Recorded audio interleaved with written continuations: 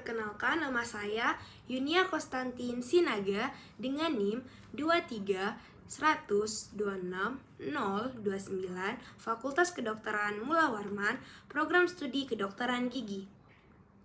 Pada kali ini saya akan menjelaskan mengenai apa itu paragraf efektif. Apa sih itu paragraf?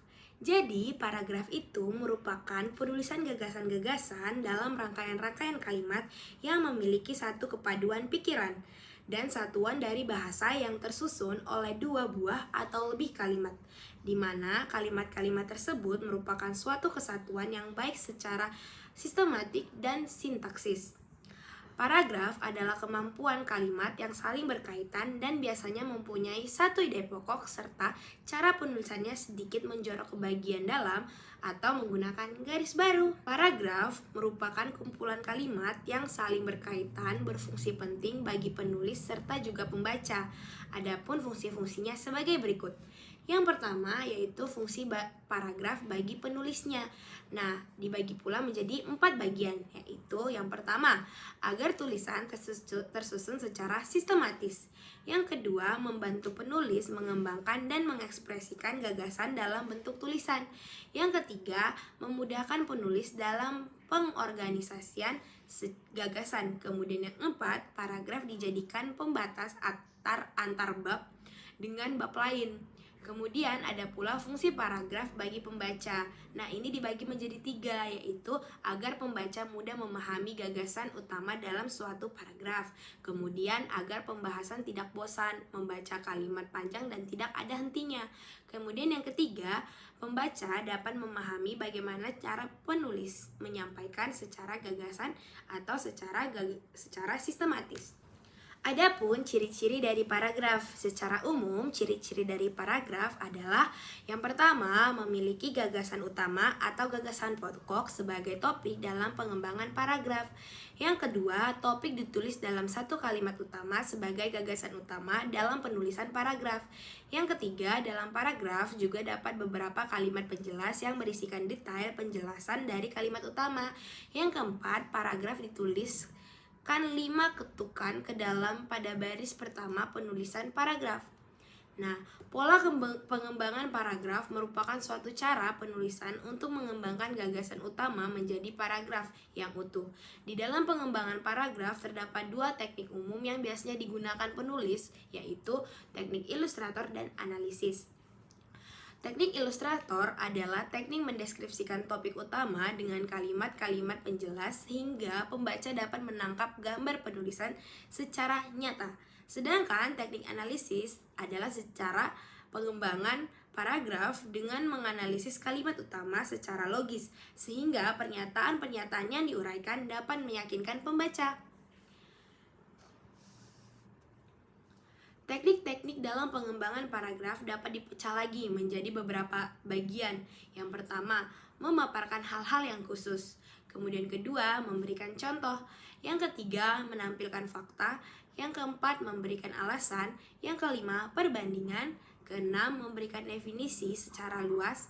Dan yang ketujuh, memadukan beberapa cara di atas atau disebut sebagai teknik campuran.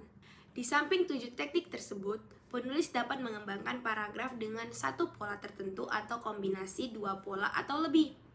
Nah, ada yang pertama yaitu alamiah. Nah, alamiah itu adalah paragraf yang dikembangkan secara kronologi menurut susunan waktu. Nah, biasanya alamiah ini digunakan dalam paragraf naratif. Yang kedua adalah analogi. Analogi adalah cara pengembangan paragraf dengan memberikan sebuah ilustrasi khusus tentang sesuatu yang ditulis dalam kerangka. Yang ketiga, definisi adalah cara penulisan yang memberikan definisi formal yang diperluas untuk mengembangkan pokok pikiran.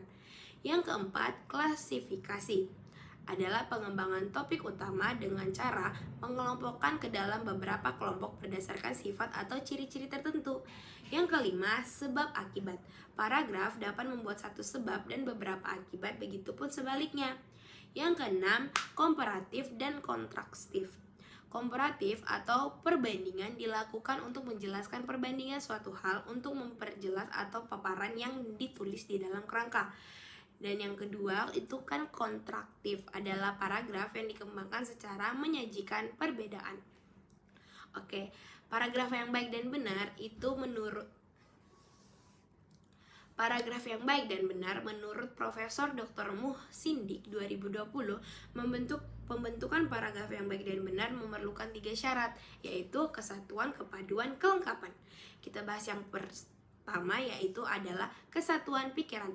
Artinya sebuah paragraf hanya memiliki satu pokok pikiran atau gagasan utama. Yang kedua adalah kepaduan atau yang sering disebut dengan koherasi, yaitu hubungan kepaduan antar kalimat dan urutan kalimat yang logis. Yang ketiga, yaitu adalah kelengkapan. Sebuah paragraf dapat dikatakan lengkap dan utuh jika memiliki pokok pikiran berupa kalimat utama dan pikiran penjelas berupa kalimat-kalimat yang jelas yang merujuk kejelasan kalimat utama. Kemudian, sedangkan menurut Putra 2020, setiap penulisan sebuah paragraf harus memenuhi beberapa syarat-syarat menjadi paragraf yang baik dan benar. Adapun syarat-syarat tersebut adalah yang pertama, semua kalimat harus mempunyai dan menggunakan satu tema yang jelas. Yang kedua, adanya keterkaitan antara kalimat satu dengan kalimat lainnya. Cara mengaitkan antara kalimat dalam paragraf dapat dilakukan dengan cara yang pertama, mengulangkan kata kunci dalam setiap kalimat. Kedua, menggunakan kata penghubung di setiap awal kalimat. Yang ketiga, penggunaan kata ganti orang atau kata ganti penunjuk sebagai pengganti gagasan utama atau kata kunci. Nah, untuk syarat yang ketiga, setiap paragraf harus mempunyai satu gagasan utama yang ditulis dalam setiap topik. Yang keempat, penulisan harus memperhatikan ejaan, tanda baca, kalimat, diksi, dan pembentukan kata. Yang kelima, penulis harus memperhatikan teknik penulisan seperti kutip, sumber rujukan, tabel, dan lain-lain dalam penulisan karya ilmiahnya. Kemudian yang keenam, penulisan paragraf yang menjorok ke dalam satu sejajaran. Yang ketujuh, penulis harus memperhatikan jumlah kosakata paragraf antara 30 sampai 100 kata dan jumlah kalimat maksimal 3 kalimat. Oke, kita lanjut ke paragraf efektif bahasa Indonesia dalam karya ilmiah. Salah satu kemampuan yang harus dikuasai mahasiswa adalah teknik penyusunan paragraf secara efektif. Penulisan paragraf secara efektif harus memperhatikan keutuhan gagasan di dalamnya.